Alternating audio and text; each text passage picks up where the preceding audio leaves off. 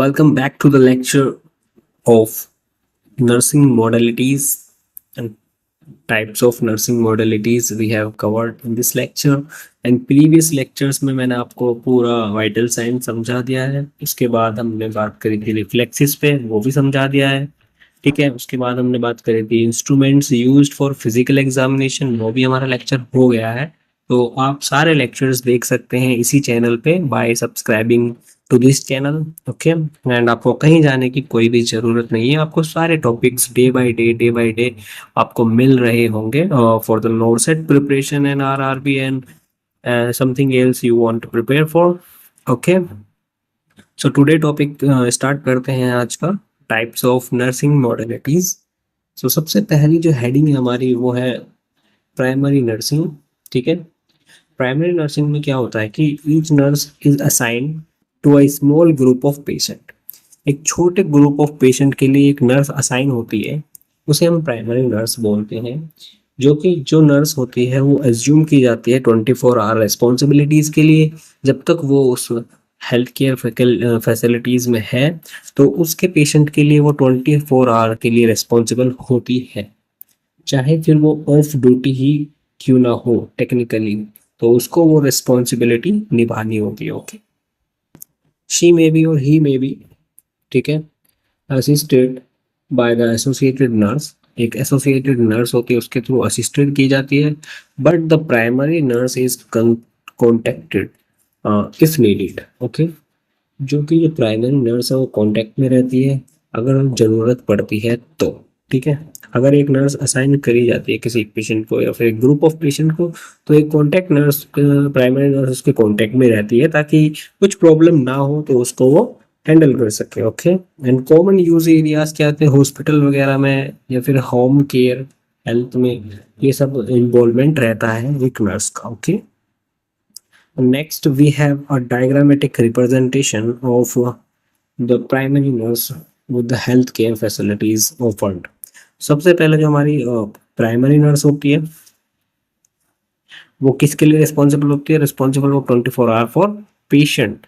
ठीक है, उसके उसके साथ कौन कौन होता है, अदर हेल्थ केयर प्रोफेशनल उसके साथ होते हैं, जैसे डॉक्टर होता है, फिजियोथेरेपिस्ट होता है एंड साइकोथेरेपिस्ट होता है, तो ये सब हमारे इसके साथ होते हैं अदर प्रोफेशनल।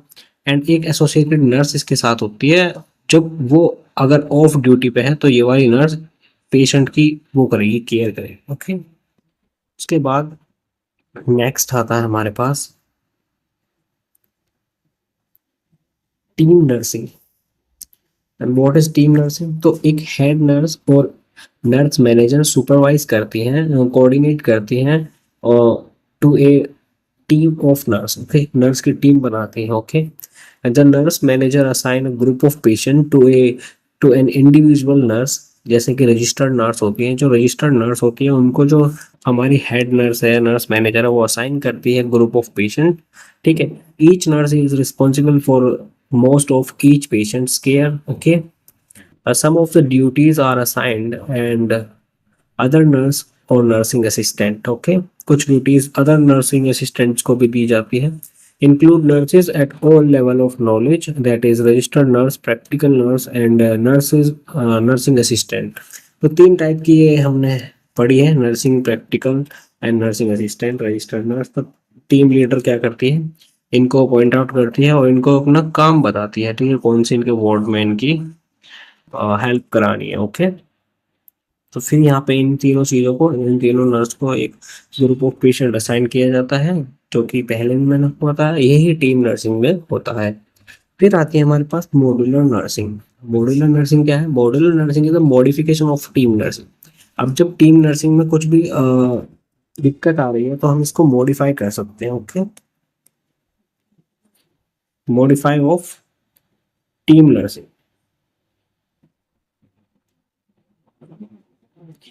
इसको ही हम मॉड्यूलर नर्सिंग बोलते हैं। ठीक है, patient unit is divided into modules, जैसे कि जियोग्राफिकल एरिया या फिर यूनिट वाइज उसको कर सकते हैं। With an RN as a team leader, जैसे रजिस्टर्ड नर्स है वो टीम लीडर कहलाई जाएगी यहाँ पे। The same team of care givers is consistently assigned for to same geographical area. ठीक है, तो यहाँ पे मॉड्यूलर नर्सिंग का काम यही है कि अगर हमको एक्सपेंड करना है अपना वर्क या फिर और मॉडिफाई करना है तो उसको हम मॉड्यूलर नर्सिंग बोलते हैं, ठीक है। And next we have, sorry, next we have functional nursing.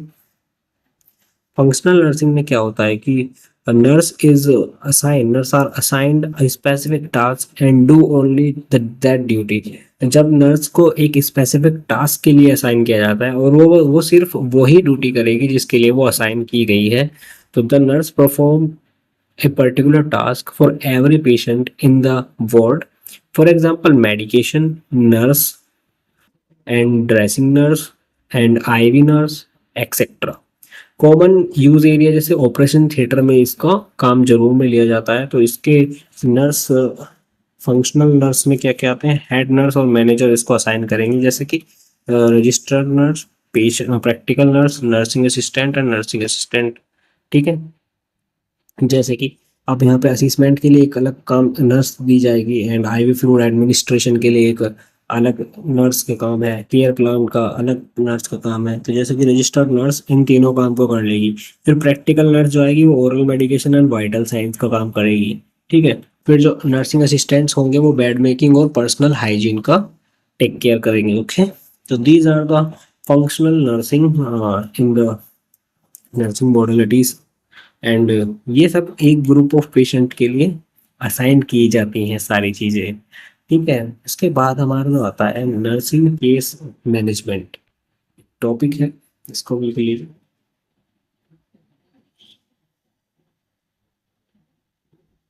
Nursing case management,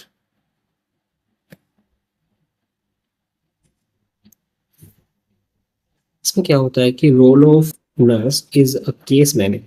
यहाँ पे एक रोल दिया जाता है नर्स को, किसका, केस मैनेजर का।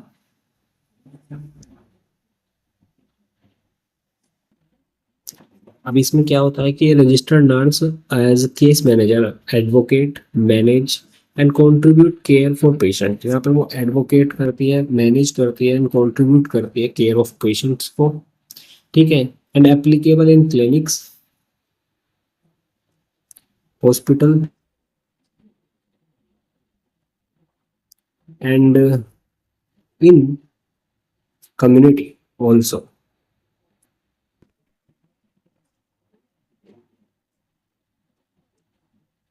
तो यहाँ पे एक नर्स का काम बढ़ जाता है, ठीक है।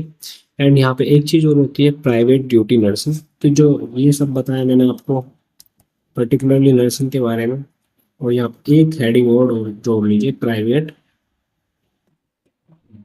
ड्यूटी नर्सिंग, ठीक है। इसमें क्या होता है कि the nurse is responsible for the total care of one individual patient gradually at home. तो उसको हम प्राइवेट नर्सिंग बोलते हैं जब वो एक इंडिविजुअलाइज पेशेंट पे ही वर्क करती है, उसके होम केयर करती है इंडिविजुअल पेशेंट, तो उसको हम प्राइवेट ड्यूटी नर्सिंग बोलते हैं,